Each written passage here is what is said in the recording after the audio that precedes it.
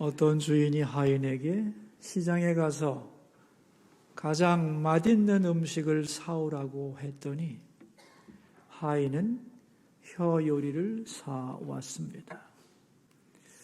며칠 후에 주인은 다시 오늘은 가장 맛없는 음식을 사오라고 했더니 그날도 그 하인은 혀 요리를 사왔습니다.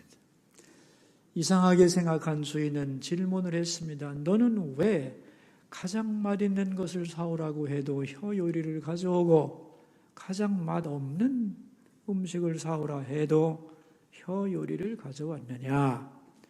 그러자 하인은 이렇게 대답을 했습니다. 혀는 잘 쓰면 그보다 더 좋은 것이 없고 잘못 사용하면 그보다 더 나쁜 것이 없기 때문입니다. 탈무드에 나오는 얘기죠. 여러분, 우리는 언제나 말을 하며 삽니다마는 이 도대체 말이라고 하는 게 뭐냐 하는 거죠. 가장 쉽게 생각하면 말이란 자기 자신을 밖으로 드러내는 수단입니다. 그래서 말을 하지 않으면 내가 무슨 생각을 하는지, 저 사람이 무슨 생각하는지 서로 알 수가 없는 거죠. 그런데 만약에 자기가 하는 말을 그대로 다 지키는 사람이 있다고 합시다. 그렇다면 그 경우에 그의 말은 그 사람 자신이 되는 거죠. 언어와 존재가 일치하는 겁니다. 이렇게 되면 그 사람은 믿을 수 있고 아름다운 관계가 생겨날 수 있는 거죠. 이게 이상적인 언어입니다. 그런데 말이죠.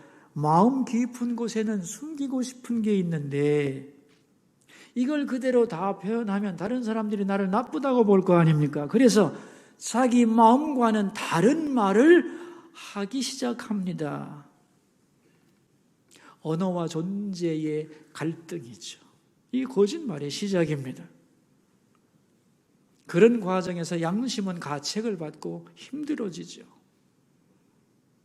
그런데 이런 고비를 넘어서게 되면 이제 양심이 화인을 맞으면 마음에 없는 말을 하면서도 아무 가책을 느끼지 않게 됩니다. 그래서 거짓말이 하나의 기술이 되고 처세술이 되고 이익을 위한 수단으로 전락을 하게 되는 거죠. 자기가 한 말에 대하여 책임을 진다거나 그 말을 실천하려는 의지가 전혀 없는 사람이 되어버리는 겁니다. 이것을 언어와 존재의 분리라고 하는데 이렇게 되면 완전히 겉과 속이 다른 인간이 되는 거죠. 이렇게 변질된 언어는 다른 사람들을 선동하고 사회를 교란시키고 질서와 규칙을 파괴하고 그 결과 갈등을 증폭시키고 믿을 수 없는 사회가 되는 거죠. 이것이 사회적으로 나타난 것이 PC 현상입니다. PC, 퍼스널 컴퓨터, 개인 컴퓨터라는 말이 아니고요. Political correctness, 정치적인 올바름이란 말인데 원래는 모든 편견을 없앤 용어를 사용하자고 하는 사회학적 개념인데 시간이 흐르면서 출신과 인종, 성별, 종교 등의 영역으로 확산되면서 선과 악을 가르는 도구로 변질됩니다. 쉽게 말하면 감언이설로 포장을 해서 이슈에 따라서 선과 악의 세력을 나누고 자기 진영을 결집시키고 반대 진영을 공격하는 수단으로 사용이 되고 전체주의와 사회주의를 확장하는 데 큰 힘을 발휘한 것이 PC입니다. 이 세계적으로 많이 하는 PC 용어들이 있는데 몇 개만 예를 들어보죠. 소수자의 인권도 보호해야 한다. 자, 여러분, 맞습니까? 틀립니까? 맞아요, 틀려요. 맞죠. 약자의 권익도 보호되어야 하는 거죠. 예를 들면 동성애자, 그들의 권리도 보호해 주어야 하는 겁니다. 그 아픔도 들어주어야 되는 거죠. 그런데 동성애가 잘못된 거다라고 말하면 안 된다는 겁니다. 이게 잘못인 거죠. 인권이라고 하는 이름으로 선과 악을 혼동시키고 악을 악이라고 말할 수 없도록 억압하는 거죠. 그래서 문제가 되는 거예요. 전역이 있는 삶을 국민들에게 주고 싶다. 얼마나 멋진 말입니까, 여러분? 전역이 있는 삶. 일찍 퇴근해서 가족이 함께 좋은 레스토랑에 가서 저녁을 먹으면서 석양을 즐기고 퇴근하는 사람들의 모습을 바라보며 웃으며 이야기를 나누는 것. 어느 가족들이 이걸 싫어하겠습니까? 다 원하지. 문제는 어떻게 그것을 성취할 것인가? 방법이 있나? 대안은 없죠. 있다면 빨리 퇴근시키는 거죠. 더 이상 일 못하게. 그런데 그것이 계속되다 보면 저녁이 있는 삶이 아니라 비참한 저녁을 소유하게 되는 사람들이 더 많아지는 것이죠. 그래서 문제가 되는 거예요. 원자력 발전은 위험하기 때문에 사회에서 없어져야 된다. 오케이. 누가 위험한 사회에서 살고 싶겠어요? 안전한 사회에서 살고 싶지. 근데 문제는 그렇게 되면 전력은 어디서 나오는데? 석탄을 뗄 건가? 태양광으로 대체가 가능한가? 대답은 없는 겁니다. 왜? 원래 그랬으니까. 결국 듣기 좋은 소리를 하지만 현실성이 없는 거죠. 그런데 말이죠. 이런 말을 하면서 그것이 잘못이라고 전혀 생각하지 않습니다. 그런 일이 이루어질 수도 없고 그런 일을 행하려고 하는 의도도 없지만 그런 말을 하는 거죠. 이게 PC입니다. 그런데 갈수록 PC의 언어가 많아지고 거기에 몰입하는, 빠져드는 사람이 많아지고 그래서 국민들의 삶이 점점 더 힘들어지는 거죠. 이 현상이 전 세계적으로 일어나고 있는 거죠. 여러분, 하나님이 우리 인간에게 주신 소중한 선물 중에 하나가 언어인데 세월이 갈수록 인간의 언어는 타락해 가고 있습니다. 이 혼탁한 언어 환경 속에서 우리가 어떻게 살아가야 되는가? 대답은 간단합니다. 분별력을 가져야 되죠. 어떻게 분별력을 가져야 되느냐? 지난 시간에 말씀드렸죠. 가장 기본적인 것은 다른 게 아니다. 이것이 사실인가 아닌가가 가장 기본이다. 그리고 그 사실이라는 사건이 옳으냐 그르냐 하는 것이고 그 다음에 좋고 나쁨이 존재하는 것이죠. 내 앞에 것을 생략하고 좋고 나쁨만을 따지게 되면 정보가 왜곡돼서 잘못된 논리에 빠져들 수밖에 없게 되는 것이고 이런 사람들이 갈수록 많아서 사회는 혼란스러워지는 거죠. 그래서 이 정치적인 언어도 문제가 되지만 오늘 주제는 그게 아닙니다. 더 중요한 것은 종교적으로도 그렇게 되고 있다는 겁니다. 교회 안에서도 세월이 갈수록 진리가 왜곡되는 현상이 벌어질 거라는 거죠. 우리가 신앙생활을 제대로 해야 되는데 거짓이 진리처럼 둔갑하게 되면 누가 그것을 분별할 거냐는 거죠. 그래서 우리가 바른 신앙생활을 하려면 뭘 알아야 되느냐? 절대 진리인 하나님 말씀. 그 말씀을 듣고 배우고 기초로 삼고 거기에 서야만 많은 소리가 들려올 때 세상과 혹은 교회 안에서도 복잡한 소리가 들려올 때 우리는 중심을 잃지 않고 똑바로 서서 믿음의 길을 걸어갈 수가 있는 거죠. 여러분 모두가 진리의 말씀 위에 굳게 서서 흔들리지 않는 신앙의 용사가 되기를 축원합니다. 우리는 지난 시간에 좁은 문으로 들어가라는 말씀을 생각했는데요. 여러분, 좁은 문의 특징이 있죠. 두 가지. 대표적인 게 두 가지인데 뭐죠? 첫째는 홀로라는 겁니다. 혼자서. 두 번째는요. 모든 짐을 내려놓아야 합니다. 그러니까 신앙생활을 어떻게 해야 되느냐? 좁은 문을 통과하는 자세로 해야만 그 신앙이 안전하다고 그랬잖아요. 그죠? 그렇다면 어떻게 하는 것이 좁은 문으로 들어가는 신앙생활이냐 하면은 나 홀로 단독자로 하나님 앞에 서야 하고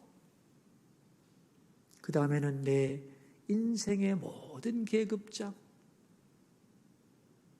내 모든 소유와 내 모든 업적을 다 내려놓고 하나님 앞에 펄거벗은 개인으로 서야 한다는 거예요.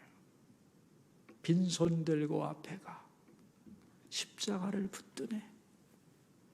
의가 없는 자라도 도와주심 바라고 생명샘에 나가니 마음을 씻어 주소서. 이런 자세를 가져야 한다는 거예요. 그래야만 우리는 자기 자신을 잃어버리지 않을 수 있는 거다. 그런 말이죠. 신학적으로 말하면 좁은 문은 그리스도 자신입니다.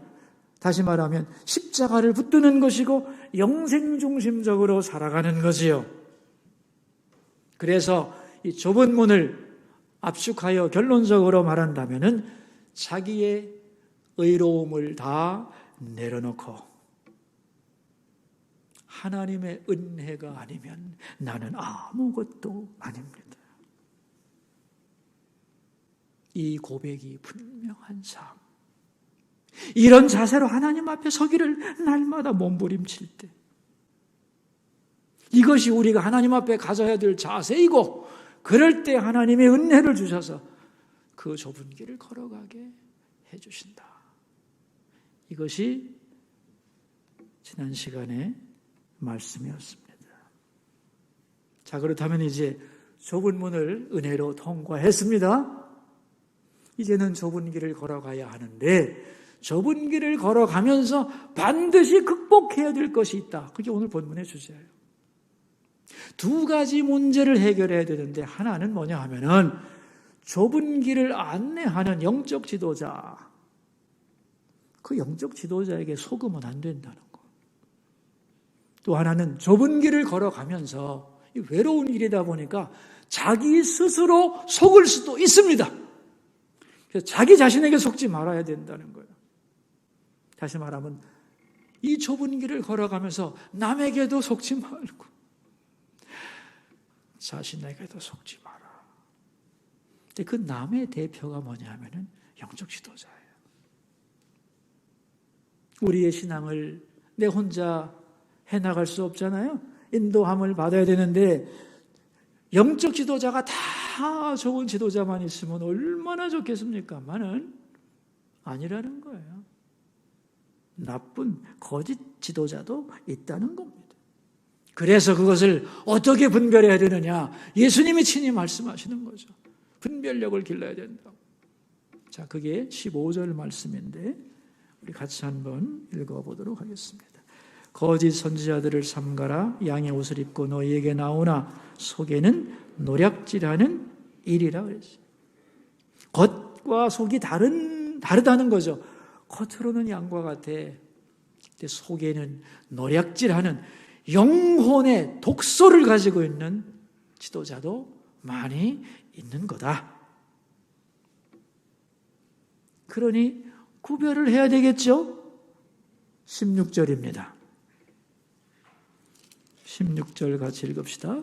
그들의 열매로 그들을 알지니 가시나무에서 포도를 또는 엉겅퀴에서 무화과를 따겠느냐? 나무와 열매를 놓고 설명을 하는 거죠. 이 나무와 열매의 불가분성을 가지고 설명하는 겁니다. 여러분, 자, 여기 나무가 한 그루 있어요. 딱 보면 사과나무입니다. 아주 잘생긴 사과나무인데 이 사과나무에 바나나가 열렸네. 그건 무슨 나무요? 왜 이렇게 헷갈려요? 사과나무 같은데 바나나가 열렸다니까. 그건 무슨 나무입니까? 바나나 나무지. 왜? 나무를 규정하는 것이 열매거든요. 그런데 그 나무가 다른 사과나무보다도 더 잘생기고 더 진짜 사과나무 같아도 무슨 나무다? 바나나 나무예요. 왜? 바나나가 열렸으니까. 단순한 거죠. 이게 구별법이라는 거예요. 포도나무가 있네. 참 좋다, 포도나무. 근데 대추가 열려서 대추가. 그럼 무슨 나무예요? 대추나무지. 열매를 보면 나무를 알 수 있다는 거예요. 당장은 모르겠지만 잘 보면 숨길 수 없다는 겁니다. 그런데 왜 속지? 그게 문제죠. 여러분, 그 이단 종교를 가진 사람들은요, 누구를 꼭 찾아다니면서 유혹을 하냐 하면은 안 믿는 사람을 찾아다니면 좋겠는데 어차피 망할 건데 꼭 믿는 사람을 찾아와서 이단으로 오라고 그래요. 왜 그런 줄 아세요, 여러분? 그거 다 연구 결과 논문으로 나온 겁니다. 그 이유가 뭐라고 생각하세요? 교회 다니는 사람의 마음이 열려있기 때문에. 열려있기 때문에. 자, 여러분, 열려있는 게 좋은 거예요, 나쁜 거예요? 좋은 거죠. 문제는 분별력이 없는 거죠. 대개 교회 다니는 분들은요, 듣는 훈련이 돼 있어가지고 잘 듣습니다. 듣는 능력도 좋고 마음도 열려있고 잘 들으려는 열심도 있어요. 그런데 안 믿는 사람은요, 아무리 말해도 절대로 듣지 않습니다. 안 돼. 그래서 들을 줄 아는 사람에게 와서 말을 하는 거예요. 그런데 이단이라는 게 뭐 별겁니까? 비슷하다가 나중에 확 뒤집어지는 거지. 그러니까 처음에 비슷한 말을 하면 호호 그런가 보다 하고 마음을 활짝 열거든 끝에 가서 뒤집으면 넘어가는 거죠. 그러니까 잘못된 가르침에 빠지는 사람이 열심히 없는 사람들이냐? 아니지. 열심히 있는 사람들이고 마음이 열린 사람들이고 그런데 분별력이 없는 거죠. 그래서 넘어가는 거죠. 그래서 영적 지도자를 잘 분별하고 바른 지도자를 따라가라. 그런 얘기입니다. 그걸 구분하는 방법은 열매라는 거죠. 그런데 여기서 말하는 열매가 뭐겠어요? 뭐 목사님이 사과나무를 맺었어요. 바나나를 맺었어요. 열매가 뭐냐는 거죠. 학벌인가? 외모인가? 그 사람이 하는 말인가? 기적을 행하는 능력인가? No, 아니라는 거예요. 신학적으로 영적 지도자의 열매를 세 가지로 이렇게 말합니다. 첫째가 뭐냐 하면은 복음의 감화력입니다. 뭐라고 했죠? 복음의 감화력입니다. 그러니까 자기 말을 하지 않는 거죠. 복음의 얘기를 전합니다만은 그 전하는 속에 하나님의 영이 감동해서 내 마음을 울린다는 거예요. 진리의 말씀이 내게 들려온다는 거죠. 왜? 통로가 바로 되어 있기 때문에.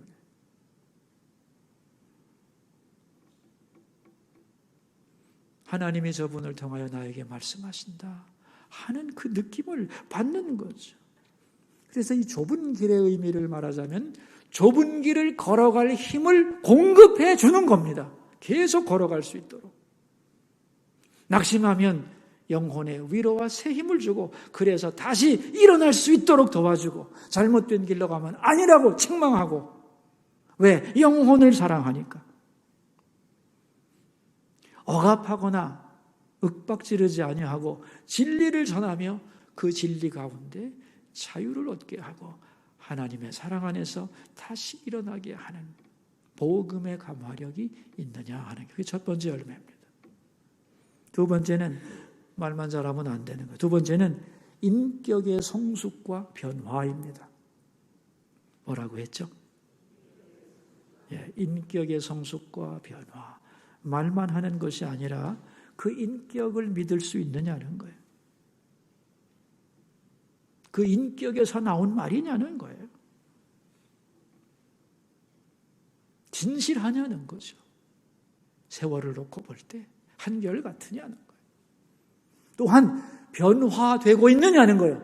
변화가 중요하고, 왜? 성장해야 되기 때문에. 그래서 말씀을 전하는 자나 말씀을 듣는 자나 인격의 변화와 성장이 있다? 오케이, 그렇다면 그거는 좋은 열매죠.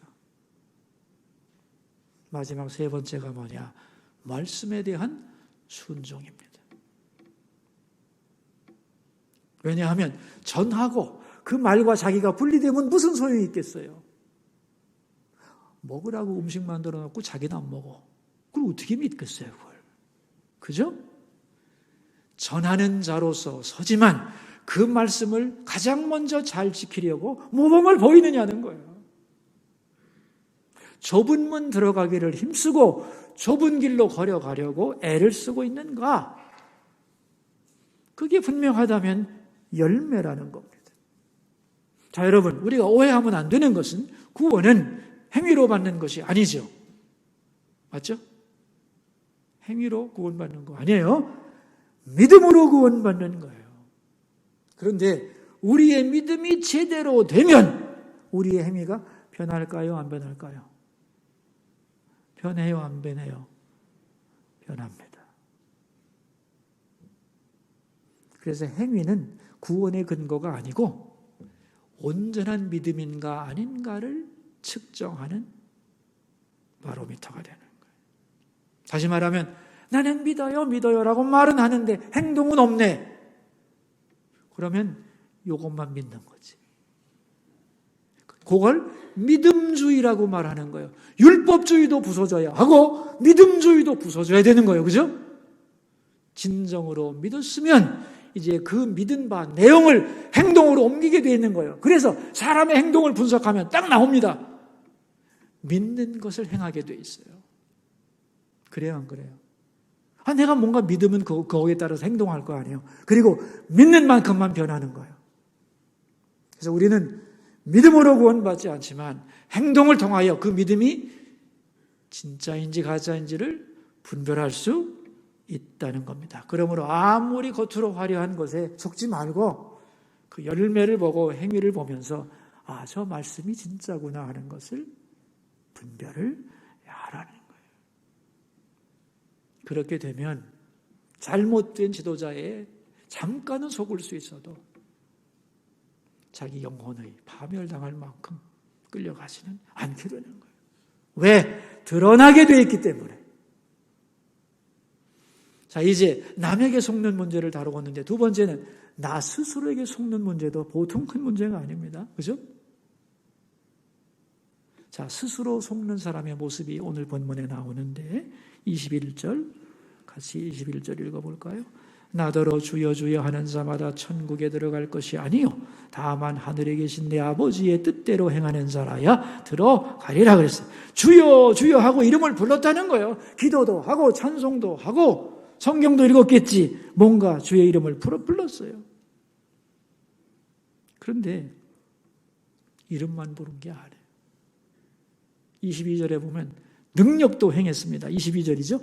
그날에 많은 사람이 나더러 이르되 주여 주여 우리가 주의 이름으로 선지자 노릇하며 주의 이름으로 귀신을 쫓아내며 주의 이름 많은 권능을 행하지 아니하였나이까. 하리니 주의 이름으로 기적도 베풀었네요. 귀신도 쫓아내고 병도 고쳤네요. 여러분 이만하면 능력 있는 신앙인이죠. 능력 있는 신앙인이죠. 그죠? 우리가 생각할 때는 그 정도면 끝내주는 거죠 정말. 근데 문제는 주님의 답변입니다. 23절이죠. 그때에 내가 그들에게 밝히 말하되 내가 너희를 도무지 알지 못하니 불법을 행하는 자들아 내게서 떠나가라 하리라. 이건 쇼킹한 거죠. 나는 주님을 압니다. 주님을 사랑하고 주님을 위해 일했고 그 업적도 많고 결과도 화려한데 주님은 모른다니 나는 너를 몰라. 세상에 이런 참담한 일이. 그런데 이런 일이 많을 거라는 거예요.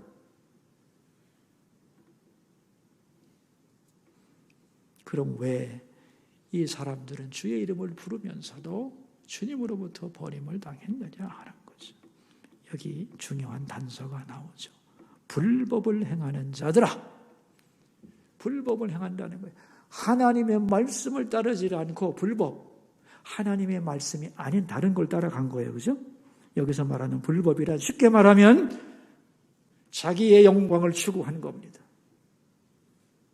여러분, 우리가 주를 위해 일하고 섬긴다는 것은 무엇의 결과인가 하면은 자기가 십자가 앞에서 죽었다는 것의 사인입니다. 예를 들면 아브라함이 아들 이삭을 바쳤는데 이 이삭을 바친 행위 자체가 놀라운 거죠. 그죠? 믿음의 극치인데 그것은 대단한 게 아닙니다.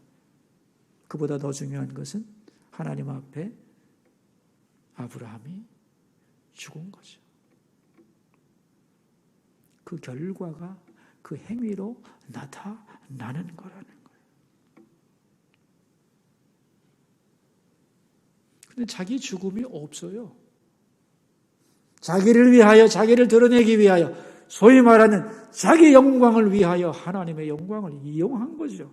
내가 하나님의 도구 된 것이 아니라 하나님을 나의 도구로 해서 이익을 얻고 명예를 얻고 존경을 받고 자기 생각을 하나님의 생각인 것처럼 떠들어댔고 그래서 영광을 차지한 겁니다. 이게 불법이에요. 그렇다면 너하고 나하고는 상관없다. 그런 얘기죠. 그래서 여기 21절 끝에 보면은 다만 하늘에 계신 내 아버지의 뜻대로 행하는 자라야 들어가리라. 행위로 구원받는다는 말 아닙니다.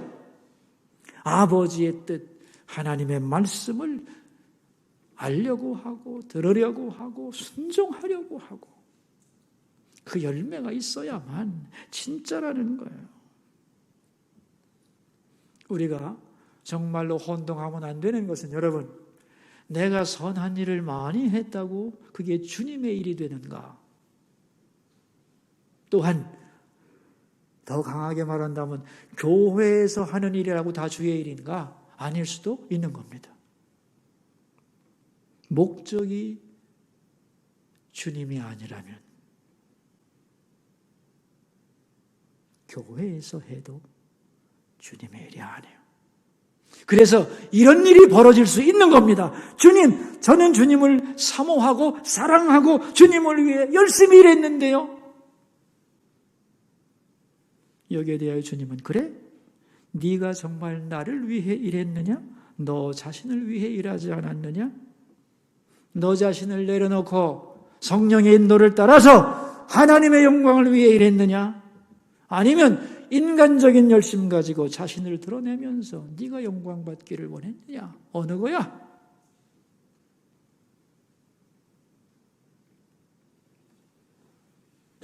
그래서 우리가 주님을 섬기고 신앙생활을 하고 좁은 길을 걸어가면서도 내가 혹 잘못 가지 않는가, 나 스스로에게 속고 있는 것 아닌가를 점검하는 자세가 필요하다는 거예요.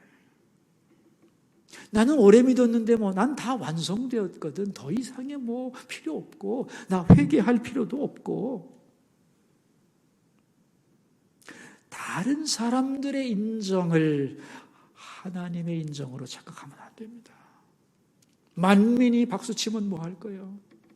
하나님이 옳다 하셔야지. 내가 행한 업적이 많으면 뭐 할 거예요? 그 공로 가지고 하나님께 가는 게 아닌데 십자가 붙들고 가는 거예요. 여기에 착각이 있어서는 안 된다는 겁니다. 그래서 항상 좁은 문으로 들어가는 마음, 좁은 길로 걸어가는 자세가 유지되어야 하는 거예요. 그래서 우리가 남은 인생의 순례길을 걸어갈 때, 그 좁은 길을 걸어갈 때 언제나 영적으로 좋은 지도자를 만나시고 또 잘 분별하며 따라가야 합니다. 그리고 스스로 속아서는 안 되는 겁니다. 나는 언제나 하나님 앞에 벌거벗은 개인이 되어야 하고 그 은혜를 붙들고 나가야 하는 거예요. 나를 내려놓고 십자가 붙들고 주님을 사모하며 나갈 때 진실한 순례자가 되고 끝까지 우리 믿음의 길을 경주할 수 있는 것이지요. 우리 모두 끝까지 실족하지 않고 주님의 나라까지 행진하는 우리 모두 되기를 주의 이름으로 축원합니다. 기도합시다. 우리 들은 말씀을 생각하면서 세 가지 기도 제목 가지고 나갑니다. 첫 번째 기도 제목입니다. 거짓이 난무하는 시대에 다른 사람과 나 자신에게 속지 않는 분별력을 주옵소서. 기도합시다. 하나님 아버지, 오늘 열매로 그들을 알리라는 말씀을 나누었습니다. 우리가 좁은 길을 걸어가면서 꼭 만나게 되는 타인들, 그 중에서 영적 지도자에게 속는다면 우리는 좁은 길을 완주하기 어렵습니다. 또한 나 자신의 믿음을 오해하고 스스로에게 속아버린다면 그 좁은 길을 완주할 수가 없습니다. 사랑하는 주님, 우리에게 분별력을 주셔서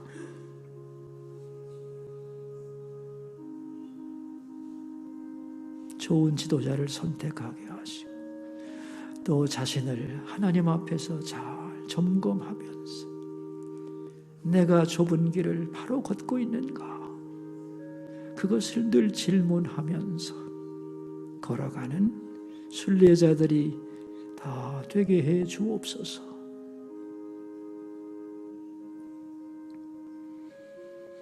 두 번째 기도 제목입니다. 우리 교회의 수험생들을 위해서 기도해 주시고 또 교회 나오고 싶지만 여러 가지 환경 때문에 나올 수 없는 분들 많은데 그들의 마음을 위로해 주시고 나올 수 있도록 길을 열어주소서. 우리 함께 기도합시다. 하나님 아버지, 고맙습니다. 우리 성도들 중에 대학 입학 시험을 치르는 수험생들이 있습니다. 수년 동안 몸부림쳐 공부한 그들 끝까지 몸과 마음과 영혼이 건강하게 최선을 다하고 잘 시험 치를 수 있도록 복 내려 주옵소서. 한 번이라도 머리에 스치고 지나갔던 것들 잘 생각나게 하시고 미리 포기하거나 낙담하지 말고 최선을 다하고 그 결과를 하나님께 맡길 수 있도록 도와주옵소서. 하나님의 집이 그립지만 나올 수 없는 성도들도 있습니다. 그 마음을 위로하시고 나오는 것을 방해하는 모든 장애물을 다 주께서 제거하여 주옵소서.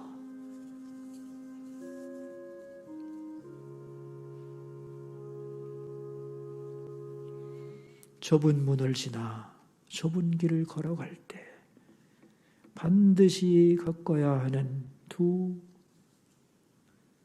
사건, 그것은 영적 지도자를 잘 선택하는 것과 자신이 스스로에게 속지 않는 것임을 말씀하며 그러기 위해서는 분별력을 가지고 자신을 십자가 앞에 늘 비추어 보는 그러한 자세가 필요하다고 말씀하신 주님께 영광 돌립니다.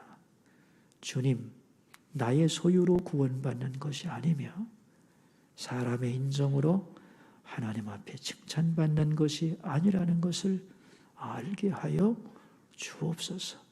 나의 업적과 공로로 가는 것이 아니라 십자가 은혜로 가는 것이요 홀로 가는 것임을 결코 잊지 않고 언제나 하나님 앞에 빈손 들고 홀로 서서 겸손하게 좁은 문을 통과하는 자세로 살아가게 하옵소서. 존귀하신 예수님 이름으로 기도하옵나이다. 아멘.